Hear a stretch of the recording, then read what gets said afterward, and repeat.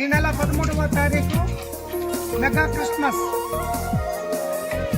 సాలూరు మండలం మన్యం జిల్లా దూలముద్ర గ్రామంలో జరగనున్నది. ఆ కార్యక్రమం ఏర్పాట్ల కొరకు స్థానిక సంఘ పెద్దలు